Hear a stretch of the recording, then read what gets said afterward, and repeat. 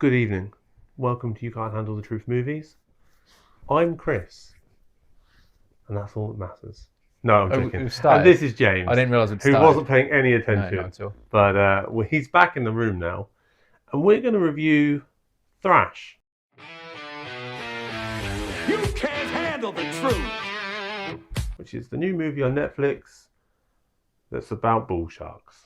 I was going to say it's about bullshit, So, which also summarises it quite well. when a Category 5 hurricane decimates a coastal town, the storm surge brings devastation, chaos, and something far more frightening. Hungry sharks. Not hungry hippos. Not hungry hippos, although that would actually be terrifying because hippos are devastating. I'm surprised it's not a movie already. Why don't... Hungry hippos. You heard it here first.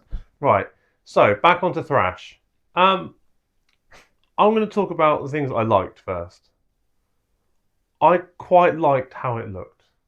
The effects, the practical effects, the CGI, everything in this looked, considering it didn't have the biggest budget in the world, obviously it's not tiny, but it looked good. It was staged great, and the sharks didn't look shit. The sharks looked really good.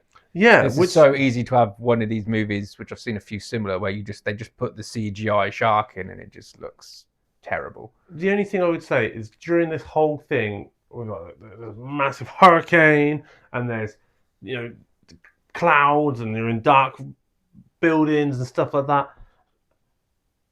It always gives you like a studio feel because it's always quite well lit.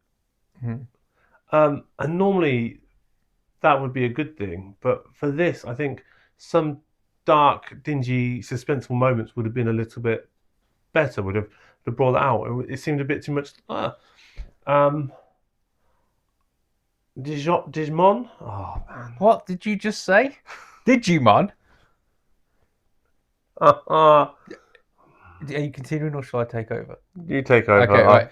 So it. I watched this last night actually, and I'm one of them people that storms calm me. And I started watching this film, and I felt chilled. I really chilled watching this film, despite everything being flooded and wiped out.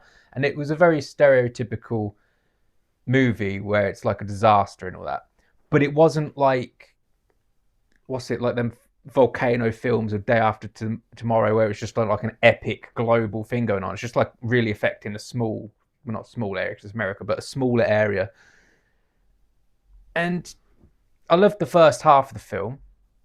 I saw some people reviewing it online and said it's the worst film they've ever seen in us, and it's really not. It's really not that bad. I quite enjoyed it, to be honest. Right, yeah. It wasn't terrible. I don't know why people put... That's a real harsh thing to say. Shimon, that's better. Oh, you're back now, yeah. Right. I actually liked his character, but there were a few things that caught me when they said that if there was a category higher than 5, this would be it. And then, I'm pretty sure It'd be 6. there's been worse hurricanes and stuff in the real world. And I was a bit like, yeah. So that I was expecting a bit more, a bit bigger. So when they said that, I thought, oh, we're looking at like a real everything's being destroyed, completely obliterated, nature kind of thing. And then it didn't do that, and I thought, right, okay, so it's going for the sharks as a horror movie.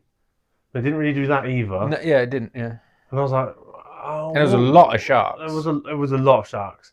But I was like, what is it you want to be? A thriller, a horror, or a natural disaster. Natural disaster It film. wasn't scalable enough either. I liked the two girl characters. I thought they were okay. Yeah. There was the pregnant one and the one that was stuck in the house.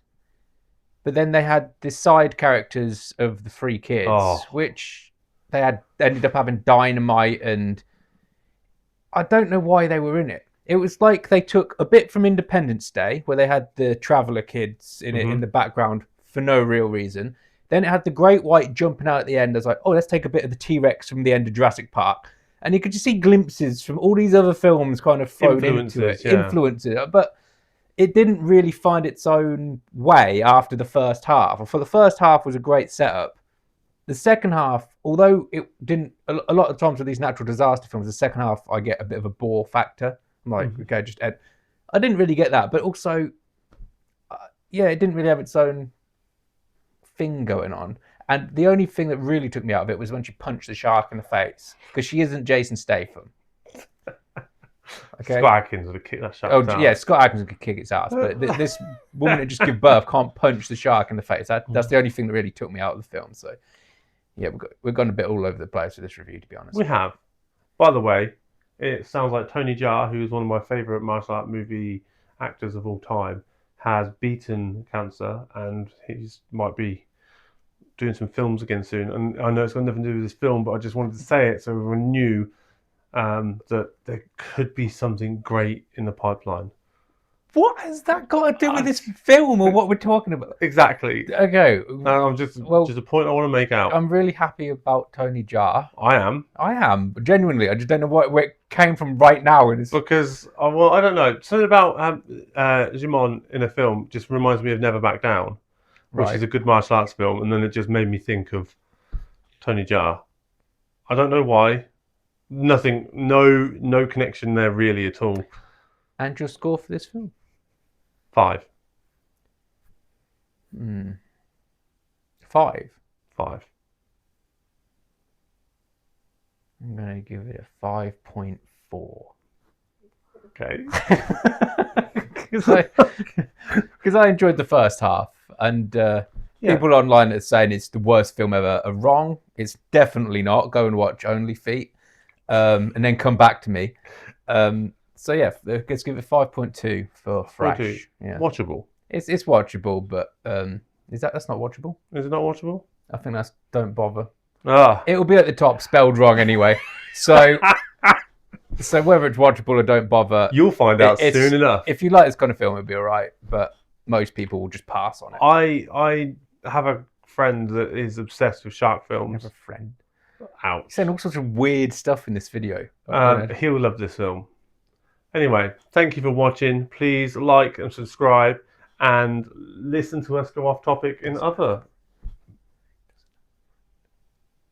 Okay. Did you just say that I have a friend in a cat? Cut it now. Such a dick.